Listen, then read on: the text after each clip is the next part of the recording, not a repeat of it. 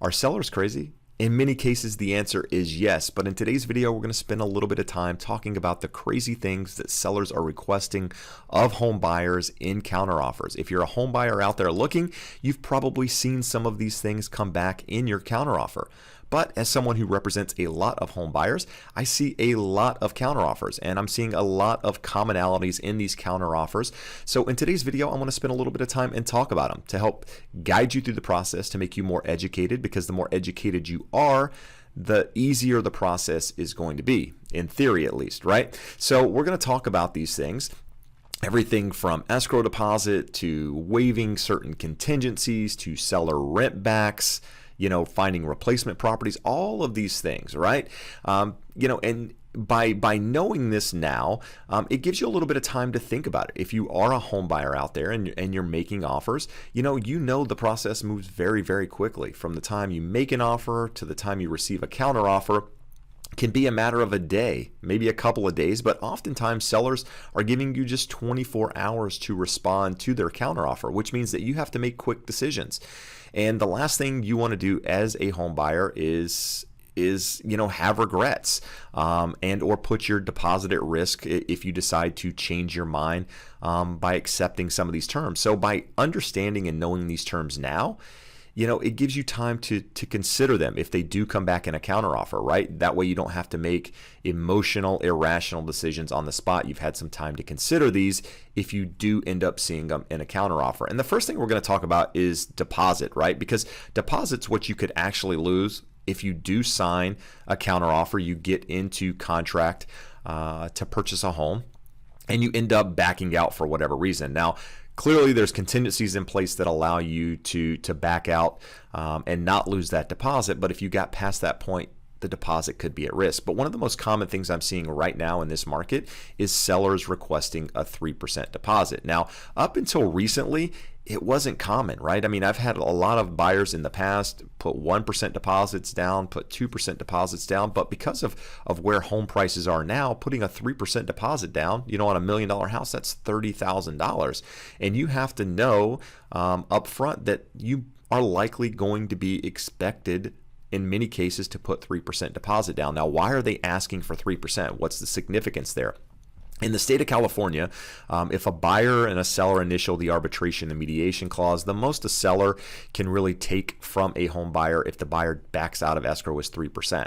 And so the seller wants to make sure that the buyer has the most amount of money in escrow in case they do decide to back out after removing contingencies. Because, if the buyer backs out after removing contingencies, then the seller in theory could take that money. And if the seller has, potentially moved out of the house or incurred expenses on their side, they want, to be, they want to have some leverage, if you will. And by having the buyer max out their escrow deposit, it gives the seller more peace of mind to continue moving forward with their, whatever they're trying to accomplish on the other side once the buyer releases contingencies on that property, right? Because, a seller doesn't want to start packing boxes and do all of that if the buyer's going to potentially back out of the contract. And so a lot of sellers in this market are requesting that 3%. Now, one of probably the most common thing that I'm seeing in this housing market right now is sellers asking buyers to waive the appraisal.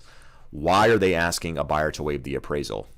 It's because, in this market, a lot of buyers are making offers above the asking price in many cases. And a lot of times homes might even be listed above fair market value in some cases, or maybe the buyer's just making an offer well above what the home could be worth. And so the seller's trying to protect themselves from a buyer getting into escrow and an appraisal coming in short and trying to either renegotiate the price and or back out of escrow because the appraisal came in less. And so by getting a buyer to waive that appraisal contingency up front, they're, limiting potential risk of the buyer backing out if something does happen with the appraisal. Now, as a buyer, keep in mind, you don't have to accept any of these things, but it's common that you're going to see them. So just know that, if a buyer does ask you to waive the appraisal and you agree to it, if that appraised value comes in less than what you've, offered on the home, you can't use the lower value to back out of that property. That's essentially what that means. And that's the same thing for home inspections, right? Oftentimes in this market, the seller is saying, hey, look, we're selling the property as is. Or we want you to waive the home inspection because we've got 10 offers on this property and this offer over here, they waived it.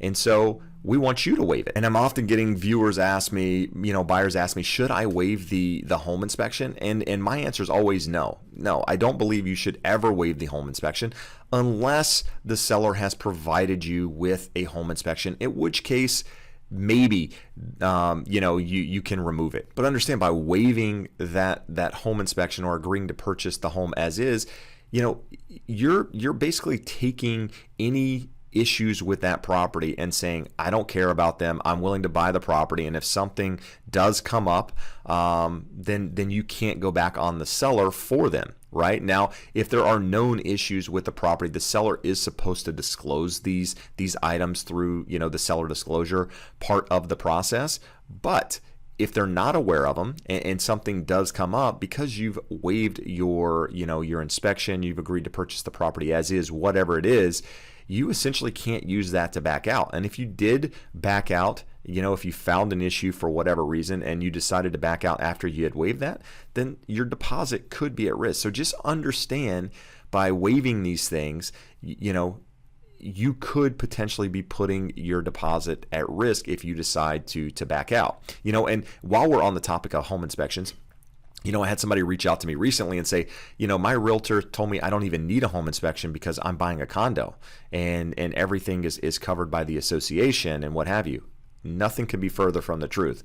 You still need a home inspection even on a condo.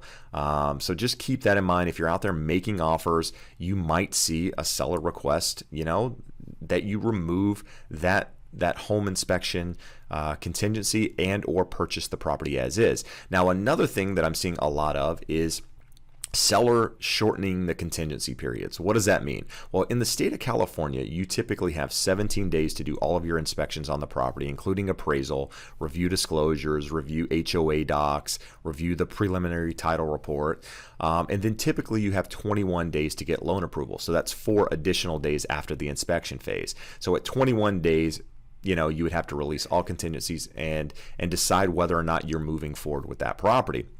At which point you do agree to remove your contingencies, then that's when your deposit would come at risk at that time.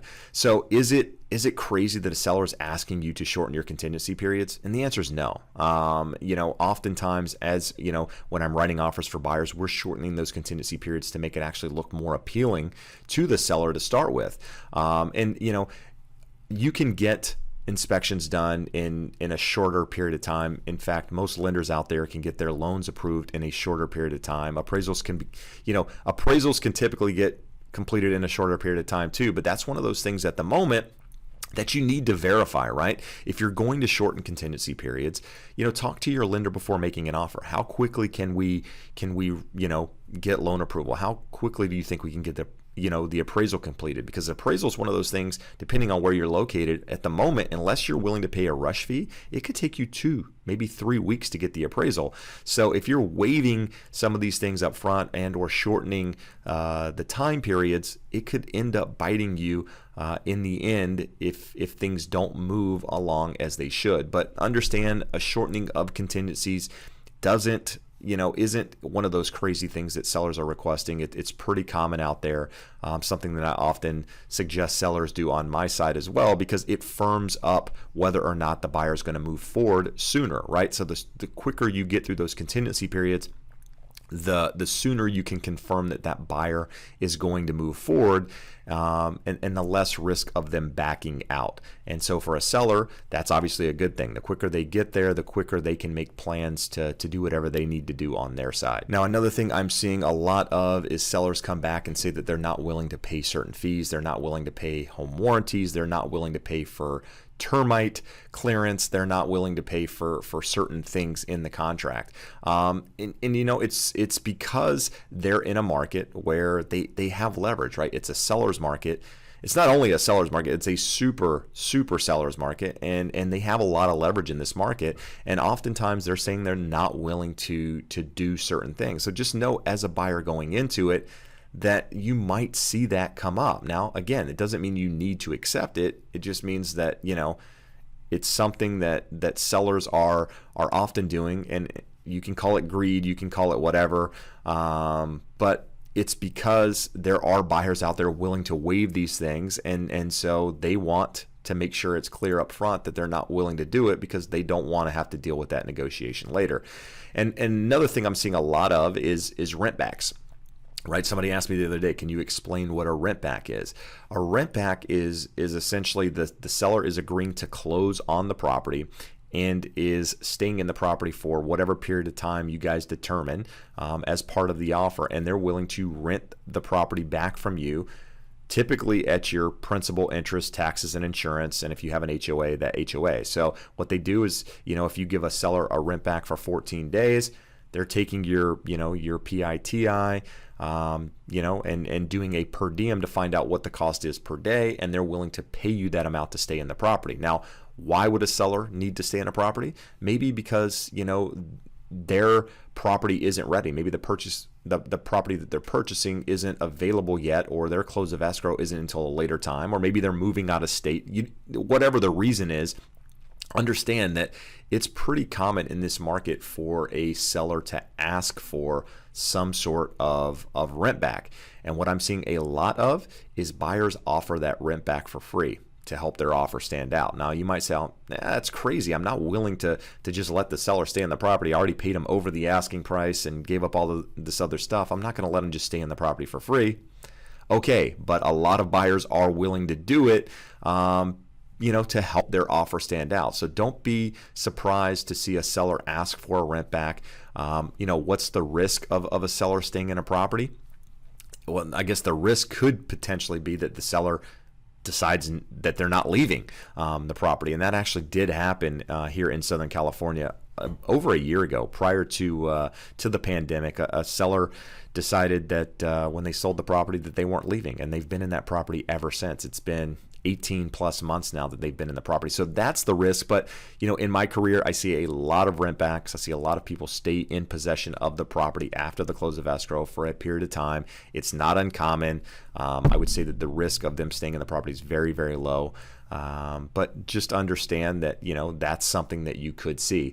And another thing that, in counteroffers that we're seeing is seller not willing to sell the property without finding a replacement property. So they're putting a contingency in place saying, hey, listen, we're selling the property to you as long as we can find another property. But at which point we don't find another property, we have the opportunity to back out of the contract. In this market, very, very, very common, because, sellers are putting their homes on the market and they're looking out there at inventory, looking at homes to purchase, and they can't find anything because inventory is low and buyer demand is so high. And so they're having a hard time finding that replacement home. So understand that if you do accept, a seller's replacement home contingency as part of your counteroffer, that if they don't find that property, they could back out of the contract. Now, your deposit would not be at risk, but know that you would be in a position where you would have to, look for another home. There's nothing you could do to fight it if they did build it into the original contract. So, it's one of those things that you risk as a buyer, that they don't find it. In fact, I had a seller earlier this year that we did that. We actually had a buyer in escrow on their property, and they couldn't find a replacement home, and they ended up having to cancel with that buyer after the buyer had been in escrow for a couple of months, and that buyer could have been out looking at other property and making other offers, but they decided to stay in. And unfortunately, the sellers just couldn't find a home that they were willing to purchase, and they decided to, they changed their minds and stayed in the property. And, it put the buyers in a hard spot. It put the sellers in a hard spot.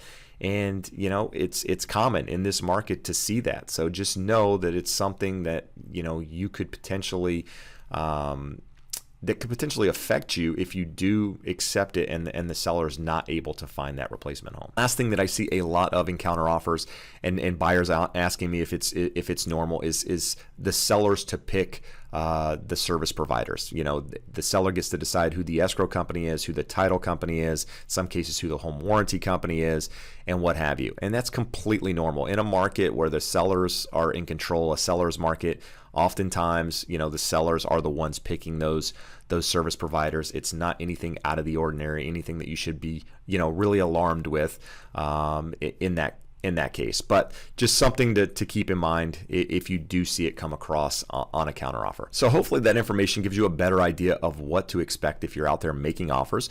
I often preach, make sure you're working with a professional real estate agent. A professional, will be able to explain these things to you in more detail to help you better understand them, and also make sure that you're not putting yourself at risk or your deposit at risk by accepting something that's crazy. And that's why working with a professional is important. And if you need one, do me a favor, click that link below. I'm happy to put you in touch with somebody that does business the way that I do. But as I get more information out there on the housing market, anything that I feel like could benefit you as a home buyer, I'll continue to put it out there. But if you have questions for me, do me a favor, leave them in the comments below. But for now, I appreciate you taking the time to watch. I appreciate the support. Hope to see you again soon. Have a great day. Bye-bye.